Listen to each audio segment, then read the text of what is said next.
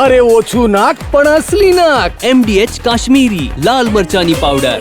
પણ પરિવાર સાથે ઉત્તરાયણની ઉજવણી કરી છે. પત્ની અને બાળકો સાથે સાયન્સ સિટીમાં ઉત્તરાયણ ઉજવી છે. કીર્તિદાન ગઢવીએ નાનપણના કિસ્સાઓને વાગોળ્યા. ઉત્તરાયણ મારો મનપસંદ તહેવાર છે. પક્ષીઓને ઈજા ન થાય તેવી રીતે તહેવાર ઉજવો તેવી કીર્તિદાન ગઢવીની ગુજરાતના લોકોને અપીલ છે.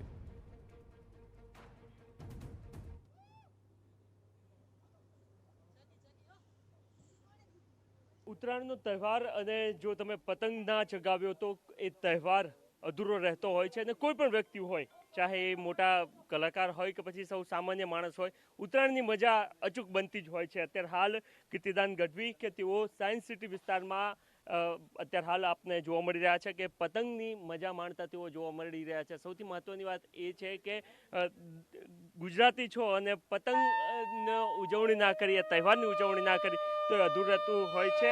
કીર્તિદાનભાઈ ગઢવી આપણી સાથે છે, એમની સાથે વાતચીત કરીએ. કીર્તિદાનભાઈ, એ શોખ કેટલો જરૂરી છે? શોખ નથી તો જીવન નથી ભાઈ. જીવન પરમાત્માએ અહીં આપણા આનંદ કરવા માટે મોકલ્યા છે, શોખ પૂરા કરવા માટે મોકલ્યા છે. અને આપણો શોખ કોઈને નુકસાનકારક ન હોવો જોઈએ. ફક્ત એટલું જીવનમાં ધ્યાન રાખો. અને વાત રહી ઉત્તરાયણની, તો TV9ના માધ્યમથી તમામ શ્રોતાઓને મારી ઉત્તરાયણની ખૂબ ખૂબ શુભેચ્છાઓ. પતંગ ચગાવો, મજા કરો, ફેમિલી સાથે આનંદ કરો. કારણ કે આપણે ગુજરાતીઓ ઉત્સવ પ્રિય છે. કોઈ પણ ઉત્સવ હોય, મારા તો જીવનનો સૌથી મહત્ત્વનો ઉત્સવ, સૌથી પ્યારો ઉત્સવ કે સૌથી ફેવરિટ એ મારી ઉત્તરાયણ છે.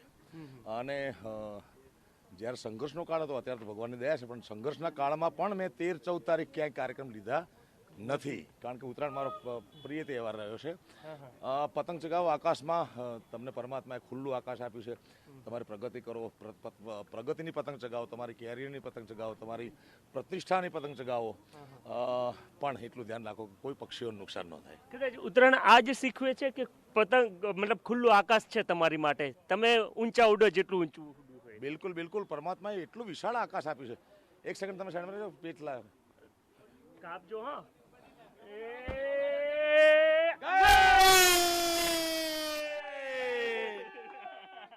કપાઈ ગયો કપાઈ ગયો.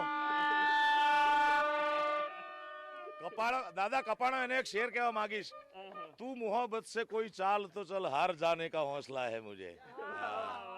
જે બીજાને જીતાડવામાં ખુશ થતો હોય છે એવું આપણા આધ્યાત્મિક જગતના સંતો શીખવાડતા હોય છે. અત્યારે હું છેલ્લા 2-3 વર્ષથી હું ને જિગ્નેશ દાદા રાધે રાધે અમે સાથે ઉત્તરાયણ કરતા હોય છે.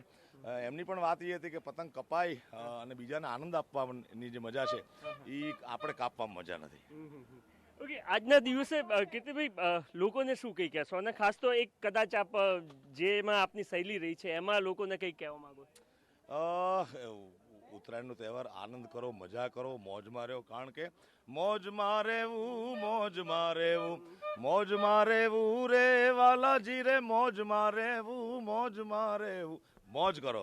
ઓકે, કોઈ નાનપણનો કિસ્સો ઉત્તરાયણ સાથે સંકળાયેલો કે જે આજે મતલબ યાદ કરીને એવું થતું હોય કે આ હા એ શું એ દિવસો? નાનપણના દિવસો એટલે અમારી ઉત્તરાયણ ચાલતી લગભગ 20-25 દિવસ ચાલતી ઉત્તરાયણથી પહેલા.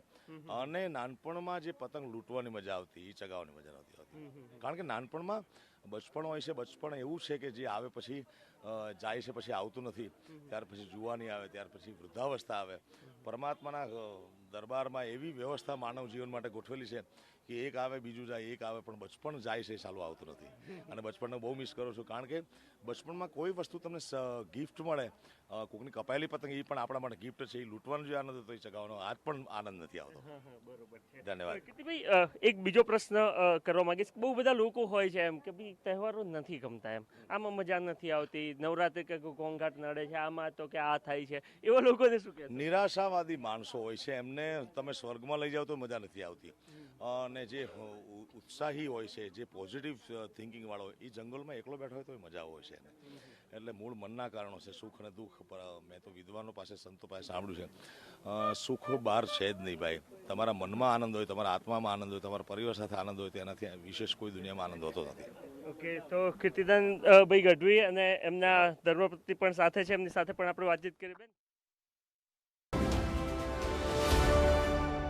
MDH ચણા મસાલા.